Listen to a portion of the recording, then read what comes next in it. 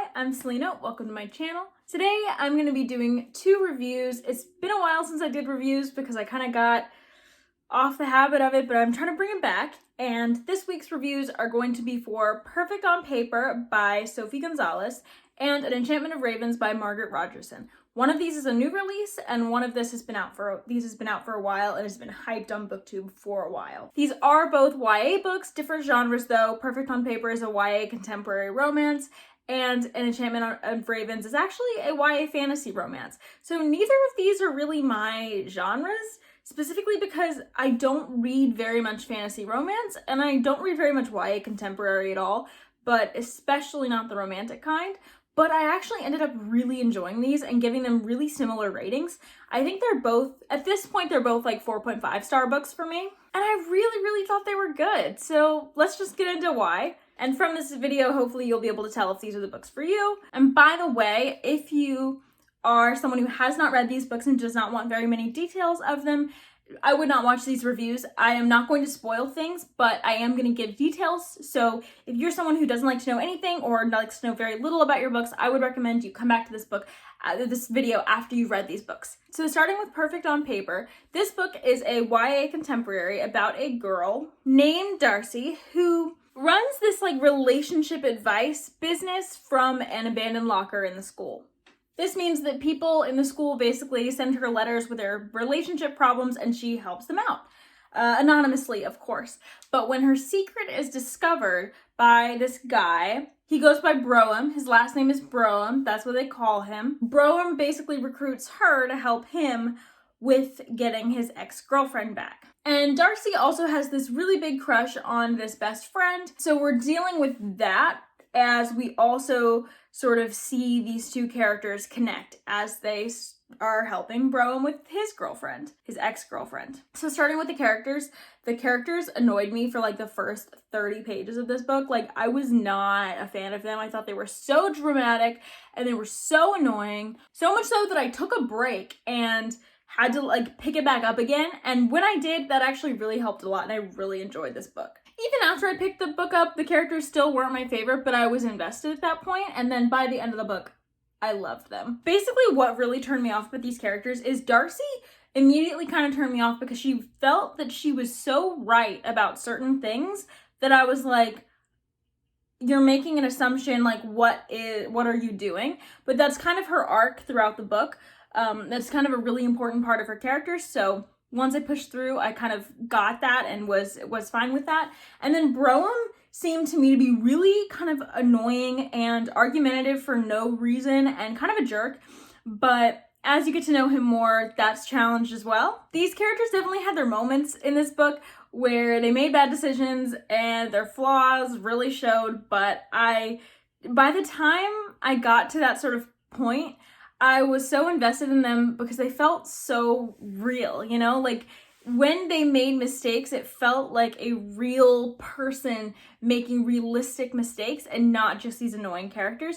And so I was really invested in this, and I was rooting for them the entire time. Their characters, once I got to know them, they seemed to me, like Darcy really seemed to me like this perfect mix of like a funny, snarky protagonist who she has like almost like Emma from Jane Austen vibes because she is helping everyone else but seems unable to figure out how to deal with her own love life. And then Broem was basically like the perfect YA mixture of Mr. Darcy from Pride and Prejudice and Gansey from The Raven Cycle. And I loved him as a love interest. It was so good. And I think the biggest reason why I connected to these characters so much is I could relate to them both in different ways.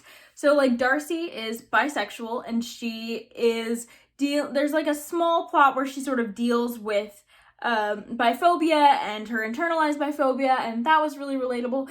And she also just gets very obsessed with things. She has like her thing that she does and cares a lot about, and that's like relationship advice for her. And then Broem he has this sort of anxiety to him, and he's so sweet, but he also has had past relationships, and that has shaped him and who he is in ways that was very relatable to me. I was like, did this author take my experiences and put them in this YA book? Like, was this book written for me? And the relationship was just perfect. They worked so well together. They had such a great dynamic, even in just kind of quiet moments. Like, that was what I loved about this book, that their relationship, you could really see how good they were for each other and how strong they were for each other, not in big romantic gestures, but in quiet moments that really just spoke to who they were as people and what they needed. The writing style was pretty clear, pretty typical YA contemporary romance. The first person voice that we got, Darcy, and I really liked it, and first person doesn't tend to be my preference, but I still really do like a well done first person. I thought that this was. The plot was really good. I thought over the course of this book, like, it's a romance, the romance plot really developed their relationship very well, and there were so many romance tropes in this book that I was just like, yes, I love this trope. I love that we are gonna get to see them go through this, and it really helped develop their relationship for me. Like I said before, the quiet moments of this plot that allowed the connection between the characters is really where this book shined. Because yes, there were big, emotional, vulnerable moments that I thought were well done, but those moments only were really truly able to hit and shine because we got these amazingly soft, like, quiet moments where you really see a connection forming, or you just see a simple dynamic that changes everything, that sort of shows you who these characters are. And I just thought that that was really what this book did very well, and it was why I was able to be so invested in the relationship, because I knew their dynamic. I got to know their dynamic really well. I find that a lot of romance books only show the kind of really big emotional dynamics, parts of the dynamic, and you don't see necessarily just moments of solidarity or moments of quiet vulnerability. And that is what really shows the strength of a relationship to me. And so when a romance book is going to show me that, I know I'm going to be able to be invested in the couple, because if you pull that off, I'm with you. I'm there. I think those are the best relationship building moments, and that's what I'm looking for. And this book delivered on that, and I really was not expecting it to. I thought the themes in this there were quite a few themes that were really, really well executed. I think that it pulls off that sort of Emma theme, like a more lighthearted theme that could sometimes, can sometimes get a little bit it has really good for character, that sort of like you can help everybody else and know what everybody else needs to do in their lives and their love life, and you can still have kind of blinders on when it comes to yourself and not know what you are doing. I also think a really big emotional theme that was in this is, no matter what you've been through, no matter the mistakes you have made, you are still a person worthy of love, and you are not ruined. Like, it's not like you can never come back from anything. You can, and there are people who will love you and accept you. And that was amazing. And then a smaller theme that it sort of dealt with was the lingering effects of biphobia, and how it can really stick with you when someone says just a small comment that is biphobic, that really invalidates who you are, or makes you seem less queer, or makes you just feel less welcome in a space. And even if they didn't mean it, even if they think it's correct or they didn't realize what it did to you, it still leaves a mark and it still upsets you. And just going through that with Darcy, it was a very small subplot, but seeing the resolution of that and seeing just how that was dealt with was really good. I really liked it, and I really liked how dealing with this idea of biphobia kind of brought a lot of people together. You actually saw people who were not bisexual listen to her and be called out for stuff that they did that was problematic, and that's okay. Like, that needs to happen. And when that happens, they didn't get angry or go and like push her out of the space. It was a really good moment of, let me evaluate myself. And I just loved that this book was able to explore that. There's not very many books of a sapphic main character who is not in a sapphic relationship, and that's an experience I can relate to that I love to see explored. And the only other one I can think of is Ramona Blue. I also loved that one. And a lot of times these books get called less queer or even like queer phobic in some way. And I just feel like that is just simply not the case at all. We need more of these books because this is an experience that these are experiences that people live every single day, and they deserve to be in YA books just as much as any other queer experience.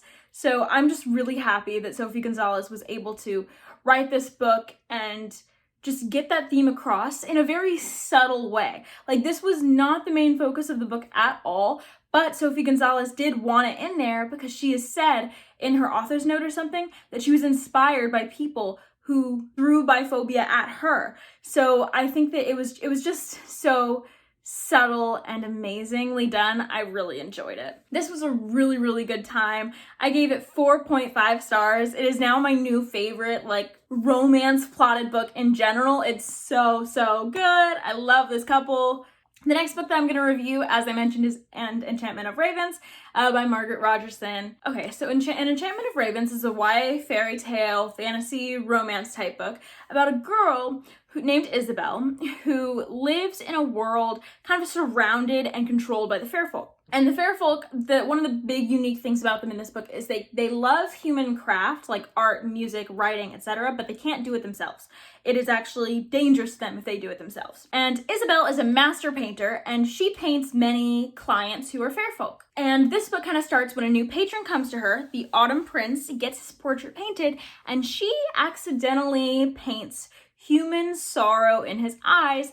And this is like a major weakness that is exposed in him to the fairy court, the autumn court. And so he comes back in anger and whisks her away into the world of the fair folk. They're forced to rely on each other once they get into the world of the fair folk because they realize something bigger is going on that threatens both of them. The characters were pretty standard YA characters. The Isabel had a little bit of that pretty but plain feeling to her, and the prince was this sort of autumn prince who's supposed to be in this part of this really ruthless fae sort of race, but actually has a lot of depth to him and human-esque empathy and stuff. So he's kind of like the different one of all the fae, and they have a pretty typical sort of romance where it starts definitely, there's a huge case of insta-love when this starts, but they had a cute relationship, and it wasn't an insta-love case where it was necessarily easy for them to be together. This is sort of a forbidden thing, and I think that the way that they were forced to rely on each other in this book is really what kind of sold me for them. It's why I liked their dynamic. Okay, they're not like a new favorite couple like Darcy and Brougham or anything, but they are, they were fine. And they're also not new favorite characters, but I did enjoy them. They were okay. They carried me through this story. I thought they were fine. And one thing I did like was their relationship wasn't super antagonistic. Like, I've heard some relationships in this sort of genre, fantasy romance genre, especially with fae, kind of start out to be. Like the Cruel Prince, I know, is like very much an antagonistic relationship between a human girl and a fae prince, I think. And that I would like to try Cruel Prince, I think still, but that's not my favorite dynamic to really see. And then I know A Court of Thorns and Roses, I think there is an antagonistic element, at least at first, with the main couple in that. And that's just never something that has interested me or drawn me in about a couple, really. There's only been one time where a kind of jerk boyfriend in a YA fantasy in that style that I was okay with. And, I don't think that'll happen again anytime soon. So I really enjoyed that their relationship wasn't this awful sort of antagonistic relationship for half the book or whatever. They did rely on each other, and it wasn't, it didn't make me feel like they were toxic or anything. That may seem like low bar, but apparently it is a little much to ask sometimes. What really carried me through this book, though, was the world building. The atmosphere, more like it, because the world building was not super fleshed out. This is a fairy tale. It's really just a fairy tale-esque setting where it's like vaguely magical, vaguely old, not really our world, but like it's a fairy tale, so it's not really meant to be this fleshed out universe or anything.